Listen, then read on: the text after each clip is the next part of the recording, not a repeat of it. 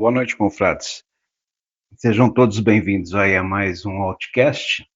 E hoje a gente está trazendo um tema que acho muito importante a gente estar conversando junto, em cima do que a gente veio percebendo ao longo desses anos de trabalhos aí com paradigma, né? Com a confraria aqui, que é a respeito do perigo do descondicionamento precoce. O encontro com os ensinamentos radicalmente descondicionantes, como são esses proferidos por Osho, por Krishnamurti, né? Por esse conteúdo que a gente vem dividindo aí da experiência nossa aí de mais de 3 décadas aí de estudo, né? De autoinvestigação, de compartilhar das próprias vivências aí do processo de descondicionamento. Quando o indivíduo ele é muito novo, é um problema, porque esse tipo de conteúdo, ele faz um corte profundo, visceral, na percepção da realidade, da construção social condicionada.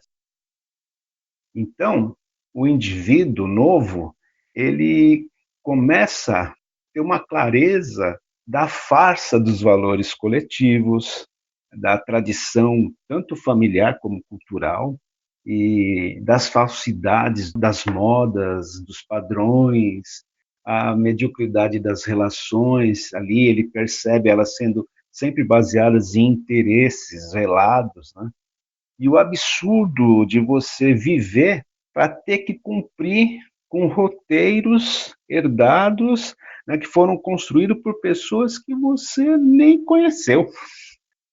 Então isso fica muito forte, fica latente ali na vista do indivíduo. E esse choque inicial, que não é só para o indivíduo novo, a gente vê o pessoal com bastante idade, já com uma certa maturidade, quando se depara com esse material, fica perdido, porque é um choque inicial, um abalo muito grande.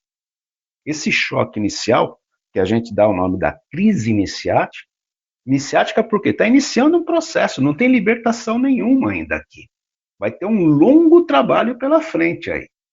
Então, ele é só uma demolição inicial desse intrincado edifício ilusório dos implantes sociais. O perigo é quando o indivíduo é muito jovem e ele fica preso no meio dos escombros, sem ainda ter descoberto um caminho para uma clareira. Então, esse vazio que é natural do processo de descondicionamento, afinal está caindo um espaço que era ocupado por condicionamentos, por implantes, por manias, por tendências, né? Esse vazio, que ele é sempre fértil, porque ele dá oportunidade para o desconhecido, né? A crise vem da palavra kairos, crises, né? Crisálida, oportunidade de crescimento. Então, esse vazio que surge, ele é uma oportunidade fértil. Mas o que pode acontecer é que a própria mente pega esse conteúdo sem que o indivíduo se perceba e cria todo um processo de desânimo que leva ele, ao invés de uma estrada para a libertação dele, leva ele para um pântano que pode ser fatal. Pode ser fatal. Então, se a maturidade interior ela não está preparada, o indivíduo que começa com esse descondicionamento aí, ele pode cair naquela armadilha do niilismo. Então, em vez de ele sentir um impulso para continuar buscando por isso também, até isso deixa de fazer sentido, até a própria busca dele deixa de fazer sentido. Então, nada, ele não vê mais nada com sentido no viver. Então, logo, o viver perde a cor, perde o brilho, perde o tesão pela vida. É como se o olhar dele tivesse se tornado lúcido demais para poder continuar se entretendo com esses brinquedinhos sociais, mas ainda ele não está maduro o suficiente para entender esse processo e poder dançar nesse espaço aberto da liberdade, né? De não ter que se ajustar forçosamente a esse monte de coisa que não é criação da própria natureza dele. Isso vem de fora. A gente viu mais que um indivíduo ficar bem atrapalhado com esse momento aí. essa crise iniciática, ela precisa ser reconhecida. Esses jovens que chegam, eles precisam saber que isso é uma crise iniciática genuína, eles precisam entender isso. E fica fácil deles entenderem isso se eles recebem a informação da vida de vários mestres aí, vários homens e mulheres que são considerados mestres, santos, gurus, né? O nome que você achar melhor aí, tá? Eles passaram por esse vale sombrio, todos passam. E muitos passam sozinhos. O caso do Krishnamurti nem foi assim. Ele tinha ali toda uma sociedade em volta dele, dando cobertura para aquele momento que ele estava vivendo. Já, por exemplo, o Eckhart Tolle, ele não teve isso. Ele afundou na depressão, largou tudo, fica morando num banco de praça lá, né? E teve até sérios sentimentos de pôr fim à própria vida, né? Então a diferença é que esses mestres, eles não enveredaram por essa estrada, por esse Pantanal aí, extremamente perigoso, que leva a um retrocesso, leva a uma revolta. Presta atenção nessa palavra revolta, né? Andar em ré, voltar, mas não voltar para a exata natureza incondicionada dela. Ao contrário, acaba desmontando aqueles dos condicionamentos limitantes do social e entra num próprio condicionamento pessoal ali, que também limita ao ponto de quase levar o indivíduo à loucura ou à morte prematura. Então, a diferença deles, dos mestres, é que eles não recuaram, eles pegaram esse processo de crise iniciática como uma ponte, né? O que pode ajudar o indivíduo que está passando por isso, o jovem que está passando por isso, é compreender que essa falta de sentido, essa falta de direção, essa falta de brilho no viver, e veja, isso daí não é só do jovem. Né? Eu volto a falar, vários confrades vivenciam isso e com bastante idade até. Esse vácuo precisa ser compreendido por todos nós. E isso aí, esse sentimento ruim que a gente vai vivenciando, essa perda de identificação, isso não é um sinal de que não está funcionando com ele, que é um fracasso dele. Não, não é nada disso. Muito pelo contrário. Isso daí é a antessala de uma percepção da realidade expandida. Então, esse desencanto inicial, com tudo que antes fazia sentido para ele, essa desidentificação com tudo aquilo que antes ele se identificava, esse desencanto é o preço do início de um processo de limpeza do olhar do indivíduo. Então, se ele compreende isso, compreende inclusive que é natural o surgimento desse desencanto, fica mais fácil de ele aguentar esse processo de maneira passiva e não reativa e seguir diante, seguir viagem. O perigo do desânimo nasce de um erro de perspectiva, em que o indivíduo acha que esse vazio que ele está experimentando é o fim, que não tem outra saída. Quando, na verdade, esse vazio que ele está sentindo, essa falta de identificação com tudo o que é só um meio, é um rito de passagem. O que pode se mostrar como uma ferramenta benéfica nesse momento desse rito de passagem, dessa travessia, é aceitar esse vazio que está sendo vivido e não tentar fugir desse desinteresse do olhar. Olhar que realmente, mano, eu não estou me interessando, não estou conseguindo me identificar com nada disso. Eu vou ficar aqui, tem que aparecer alguma coisa, vai surgir alguma coisa. Não forçar um entusiasmo artificial por algo que lá dentro machuca você. Isso é uma coisa que é fundamental. Então é preciso compreender que esse vazio, ele é necessário. Eles são dores de parto. Está partindo fora uma estrutura doente para dar espaço nesse útero do vazio para o nascimento de uma outra qualidade de ser. Isso é um momento de crisálida, é aquela lagarta fechadinha lá, espremidinha, apertada, sem conseguir se movimentar para nenhum lugar. Mas sem que ela perceba, ali está tendo uma mutação, uma transformação. Não vai mais existir lagarta. Então não vai mais existir um indivíduo com uma estrutura fundamentada no medo. Vai ter essa borboleta da liberdade de uma mente lúcida. Está ocorrendo esse processo aí, esse casulo aí, né? Porque essa falta de identificação é um casulo. Não tem para onde ir, não tem o que fazer. É bastante difícil, realmente é bastante difícil. Até os mais maduros sentem dificuldade de passar por esse momento. Preciso compreender. Isso é extremamente necessário. É um momento de crisálida. Ali é onde novas forças estão sendo criadas na estrutura mental e emocional do indivíduo, na capacidade de percepção expandida da realidade que o circunda. É isso que está ocorrendo, sem ele perceber. Isso está ocorrendo. Se ele recebe essa informação, talvez fique mais fácil ele assimilar, meditar sobre isso e ver que faz sentido. Se vê que faz sentido, fica diferente a maneira como ele passa a encarar o processo. Então, precisa desenvolver um olhar para essa ausência momentânea de identificação, que isso aí é uma forma dolorosa de desapego, é um luto, e habitar esse momento que é passante. O luto não é para a vida toda, ele é passante, né? Então tem que olhar para isso, e não vou dizer sem medo, mas observando o medo, sentando com medo, chamando ele para tomar um chá, para sentar na areia ali e observar o movimento do mar. Precisa ficar com isso.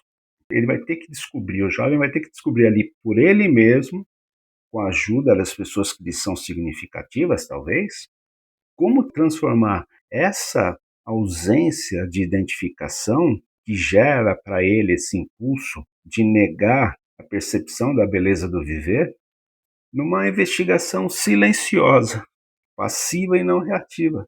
Participar ali de uma mutação consciente do olhar dele. Em vez de ele ficar ali se fixando no nada faz sentido, a vida não vale nada. Não, usar essa percepção do nada aí com uma pergunta viva. Tudo bem, se tudo que eu estou vendo é ilusão, o que não é ilusão? O que é o real? E ficar aberto para a resposta. Que essa resposta não vai vir de um processo cerebral, não vai vir de um processo de cálculo, mas a pergunta precisa ser lançada. E a resposta vem, não no momento que a mente quer, mas no momento em que há um repouso. Quando há um repouso, a coisa ocorre. Um repouso não calculado, a coisa ocorre. Se perguntar o que é que está permanecendo quando tudo está se dissolvendo. Porque o processo de descondicionamento ele vai dissolvendo um monte de coisa que antes parecia real. Então, o que é que fica quando tudo isso se dissolve? Deslocar esse olhar crítico, ácido, amargurado do observador, desse adolescente observador, para uma presença de um olhar passivo, silencioso. O Krishnamurti mesmo insistia muito que o processo de descondicionamento não é só você negar o que é falso, mas é sobre você ver o que é real. Porque se não conseguir ver o que é real, realmente fica pesado. Se só ficar com um olhar que só vê falso, só vê falso, só vê falso, não consegue olhar que toda moeda tem dois lados, todo disco tem dois lados, né? Então não ficar só naquele ponto, naquela bolha de visão. E para nós, no meu caso mesmo, aqui no caso da Deca, a vida simples, a respiração, momentos de silêncio, né?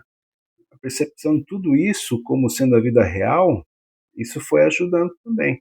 Não confundir esse momento, que é um momento isso passa, é passageiro, é passante. Não confundir esse momento passante do processo de morte dessa estrutura mental, emocional fundamentada no medo, como a morte física. Porque o que está morrendo não é o corpo, não é o indivíduo. O que está morrendo é a identificação com essa construção social que foi implantada nele sem a solicitação dele. Isso que está morrendo. Essa construção que ele chama de eu, que ele aprendeu a chamar de eu. Veja que até o eu é um implante sistêmico. Você não vê a criança falando eu. Depois aqui ela vai ouvindo todo mundo falar, ela vai se identificando com isso e pega o eu para ela. Talvez o eu, a ideia de eu seja um dos maiores condicionamentos. Então, o que está morrendo é essa construção social chamada eu, e não a exata natureza do indivíduo, que é incondicionada, que é anterior a todo condicionamento, ao implante de todo condicionamento. Esse ser profundo dele, que chamou ele para esse processo de descondicionamento. Então, é preciso desenvolver uma capacidade de sentar ali em silêncio, né, em passividade, e atravessar essa morte da identificação, esse luto da percepção, e sem confundir isso com a imatura e adulterante aniquilação do viver. Outra coisa que é importantíssimo nesse momento, que eu falo para todos os confrades isso, paciência. A palavra nesse momento do processo é paciência. É preciso dar tempo a tempo. O que foi construído durante décadas não vai ruir em um instante só porque o indivíduo quer. Tem um processo de cura, tem um processo de desmame e tudo isso, né? Então, quando você é muito jovem, quando você ainda não acumulou uma biografia de ilusões que permite você ver retrospectivamente o engano da sociedade, é mais difícil. Então, um vácuo dói mais. Então, nesse momento, é preciso ter uma compreensão de que essa travessia da desidentificação é processual. Isso é um processo. É passante, isso vai passar. Vem outra qualidade do olhar. Não fica estacionado aí. Se desenvolve esse olhar passivo. Senão a tendência é se identificar cada vez mais emotivamente aí e afundando aquele pantanal que nós falamos no comecinho desse áudio aqui, desse outcast. Muitos dos confrades, inclusive eu e a Deca, nesse período, para a gente não afundar, nós sentimos que nesse período crítico era essencial, por exemplo, o contato com contemplação da natureza.